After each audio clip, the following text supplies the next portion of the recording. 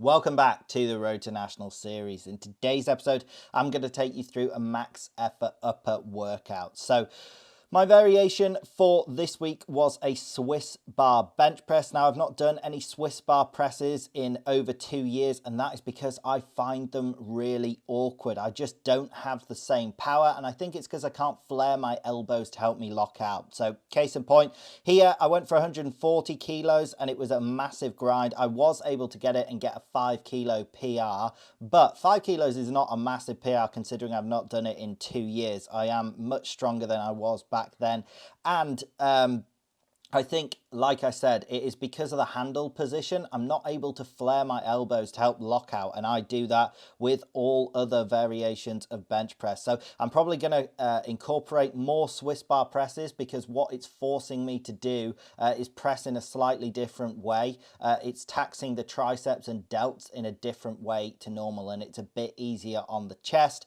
and that's why I struggled so much with it. But I was happy to hit a PR. Anyway, then the first accessory here is skull crushers using the Swiss bar again. I went to 50 kilos, which is fairly light for me. I was able to get 2 sets of 15, but these absolutely lit up the triceps. Like today, at the time of recording this, it's the following morning, and even though DOMS muscle soreness normally peak after like 2 days, I am absolutely wrecked already after 1 day. So I'm hoping it won't affect my lower max workout. It shouldn't really do, other than the fact that it's just a bit annoying and very tender. But I attribute all of that soreness to these sets. I did go really hard. It almost doesn't look like I'm struggling as much as I was, but whilst I was doing this as well, the pressure in my head, it felt like my head was going to explode. But anyway, hit the triceps effectively there. Then onto the next accessory here. It is wide mag grip lat pull downs.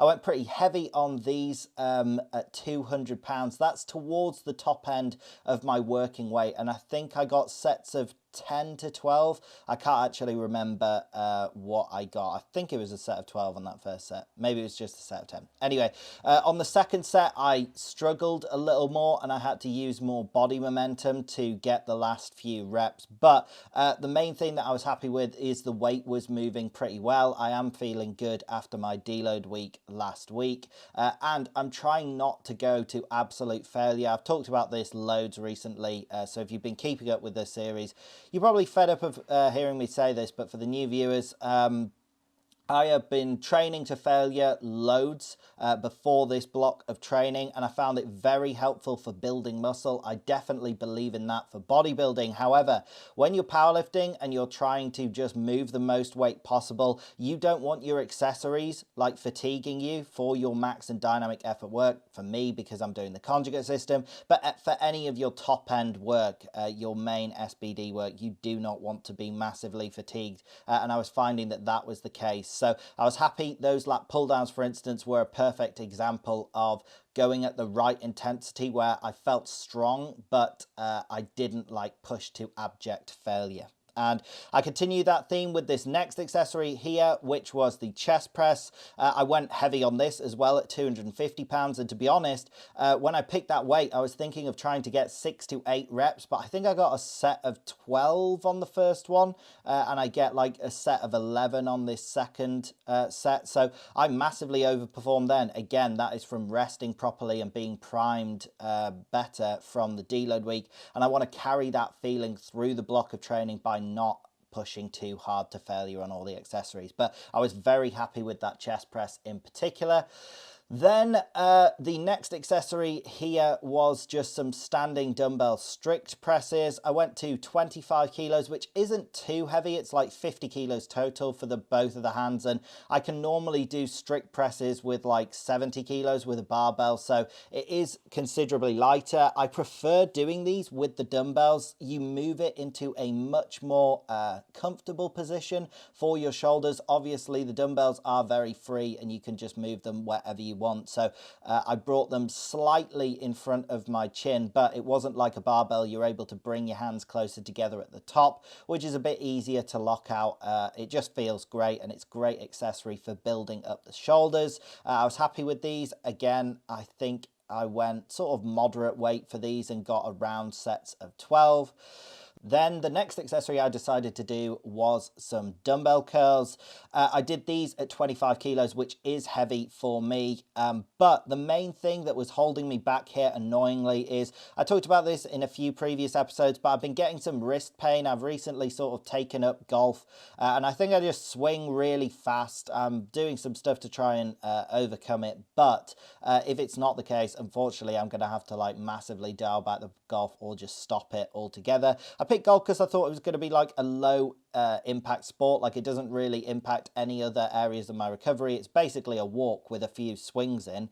But the wrist pain from like the ricochet, the contact with the ball is big. So you can see I'm constantly adjusting that right wrist with the dumbbell, and it just didn't feel good. So that's why my left is moving the weight way easier, and that was a little bit annoying for that to be what's restricting me in my workouts. I definitely don't want that going forward, and I will sacrifice the golf if I need to. But at least the bicep strength felt good. I think I got sets of 6 or 7 per arm, so sets of 12 including like the alternating thing. And they felt okay aside from the wrist issue. So final accessory here was isometric like weighted sit-up holes with a 10 kilo plate. Now you can't see it there we go. You can see it while I'm adjusting my arms, but this was very challenging. One thing that I don't think shows up on camera is I was vibrating loads, like I was shaking all through this set. By now I'm definitely shaking. You can't really see that on camera, but this is a very challenging exercise. You're basically picking the most awkward position in a normal sit-up and trying to maintain it. Now I love training abs isometrically like this for powerlifting, because that is how you use your abs in powerlifting. When you're bracing, your abs aren't really going through a range of motion. In fact, you don't want the angle of your like abs or your spine to be changing. That means something's going wrong. So doing isometric work for the abs is very transferable over to powerlifting, and the whole point that we're training the abs is just to try and strengthen them to make sure that we get a tighter brace.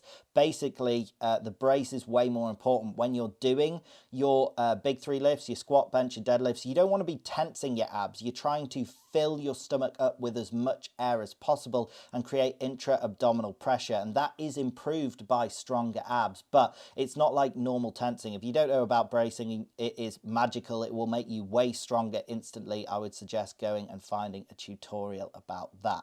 So that is it for today's video. I hope you did in fact enjoy the video. If you did, drop it a like, drop it a comment, subscribe, click the bell, all that good stuff. Thanks for watching and have a great day.